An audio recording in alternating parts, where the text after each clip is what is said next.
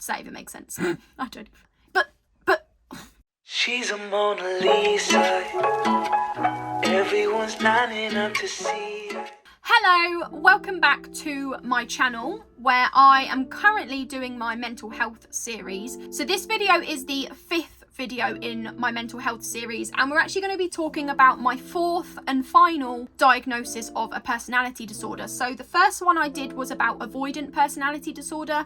The second one was borderline personality disorder. The third was paranoid personality disorder. And now the 4th one, which is this video, is obsessive compulsive personality disorder. I have all 4 of those. My 4th and final diagnosis is obsessive compulsive personality disorder, and I scored 5 out of 9. Obsessive compulsive personality disorder causes an extensive preoccupation with perfectionism, organisation and control. Now, one of the main differences between OCD, obsessive compulsive disorder, and OCPD, obsessive compulsive personality disorder, is OCD is mental health condition, OCPD is a personality disorder. But that still doesn't help, does it? My therapist said to me that when I don't allow my boyfriend to make the bed because he doesn't do it the right way, or I don't let him put the food shopping away because he doesn't put them on the right shelf, that is not a case of he's not doing it the right way. It's a case of he's not doing it my way. And that makes it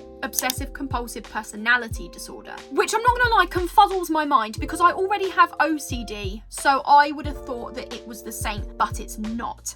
And I'm going to explain what the difference is because I actually did more research to try and get an explanation of the difference that makes sense. Here it is. If you want to know the difference between OCD and OCPD, this is it. OCD is repetitive, intrusive thoughts, obsessions, usually that you don't want to do and that you are aware that you are doing. When somebody needs to check their car 5 times that they actually lock the door, they know what they are doing. They are fully aware that they are checking that 5 times. They also, most likely, don't want to be like that. They don't want to be doing that, but they can't help it because it's like intrusive thoughts. It's this obsession. But OCPD is actually ruled by sort of control and perfectionism. When I don't let my boyfriend make the bed because he doesn't do it the right way, that's not an intrusive thought. That's not an obsession. That's just me needing the bed to be made my way because it's the perfect way and I need the control. And when I don't let him put the food shopping away because he'll put the butter on the bottom shelf instead of the top shelf and the milk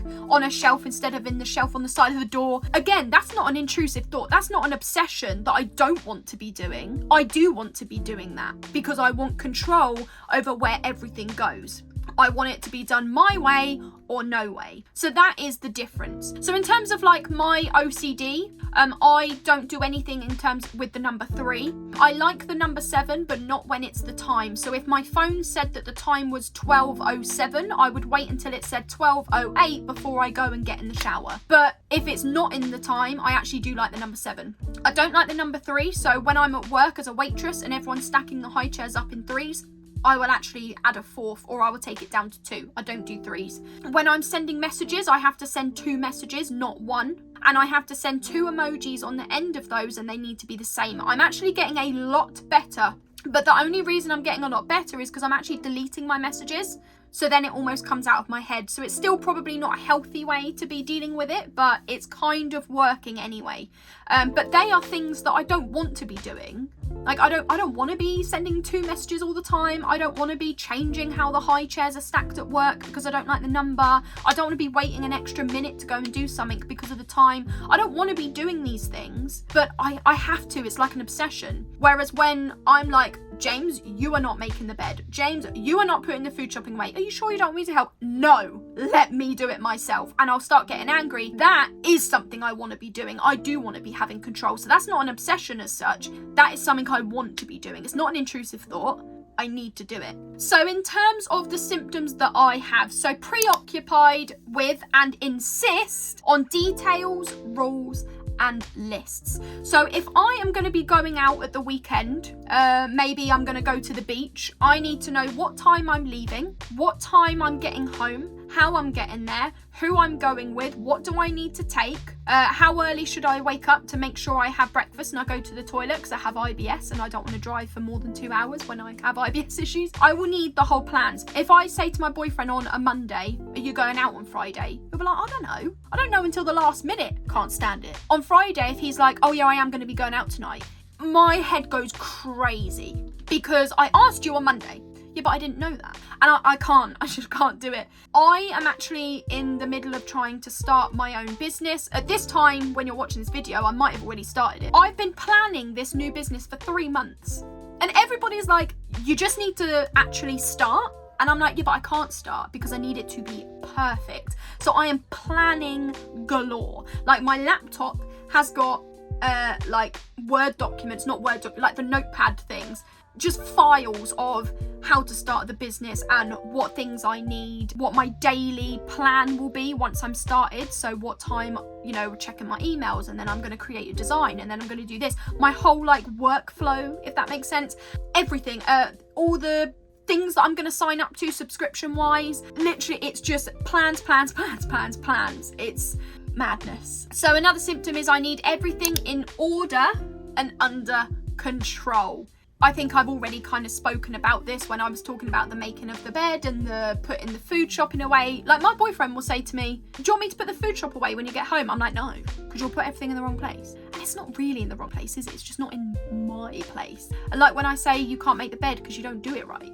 Worrying about mistakes and feeling anxious if things are not perfect. So my friend has actually created this get together where women who have small businesses get together once a month and we set goals. So in the first meetup, which was in February, we were talking about the goals, and my goal was going to be that I ordered samples for my business so that I could get an idea on the production times, the shipping times, and if I like the designs and stuff like that.